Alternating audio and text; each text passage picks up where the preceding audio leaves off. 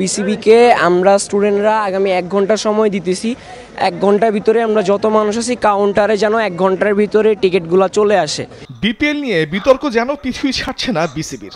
দীর্ঘক্ষণ উদ্বোধনী ম্যাচের টিকিট না পেয়ে স্টেডিয়ামের 2 নম্বর গেট ভেঙে ফেলেছেন এদিন টিকিট প্রত্যাশী বেশ কিছু দর্শকেরা। আমি সকালে আজকে ডিউটি বন্ধ করে আসছি, আসার পরে আমি এখানে আসছি, টিকিট পাই না। আমি মধুমতি ব্যাংকে গেছিলাম, ওখানে আমার 1000 টাকা করে টিকিট চাই।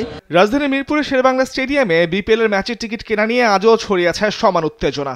টিকিট না পেয়ে ক্ষোভে স্টেডিয়ামের 2 নম্বর গেট ভেঙে ফেলেন বিক্ষুব্ধ দর্শকেরা। এমনকি খুলনা টাইগার্সের অধিনায়ক মেহেদী হাসান মিরাজের ব্যক্তিগত গাড়িও আটকে দিয়েছিলেন তারা। এক পর্যায়ে আইন শৃঙ্খলা রক্ষাকারী বাহিনীর চেষ্টায় পরিস্থিতি আসে নিয়ন্ত্রণে। আমি তো অনেকক্ষণ দাঁড়িয়েছিলাম, কালকে টিকিটটা না হয়েছে আপনার কালকে রাত 8টার পরে। পাবলিক এত হেনস্থার শিকার, তো এত কোটি কোটি টাকা খরচ করে অনুষ্ঠান নামে যদি পাবলিক এত হেনস্থার শিকার হয় টিকিট কাটতে, এটা তো আমরা কাম্য না।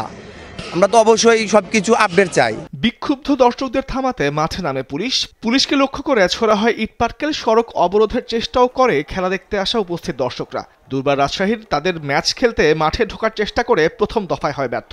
পরে দুর্বার রাজশাহীর টিম বাস মাঠে ঢুকেছে 4 নম্বর গেট দিয়ে। বিশ্বাস করবো না, ব্যাংকে 200 টাকা টিকিট ভাই, 1500 টাকা, 1000 টাকা গায়ে কিন্তু রেট দেওয়া আছে ভাই, 230 টাকা টিকিট। কিন্তু এবার যে রঙ্গমঞ্চ, এবার যে নাটক, এগুলো আসলে অত্যন্ত কষ্টের। তামিমুর রহমান, স্পোর্টস ডেস্ক, দেশ টিভি।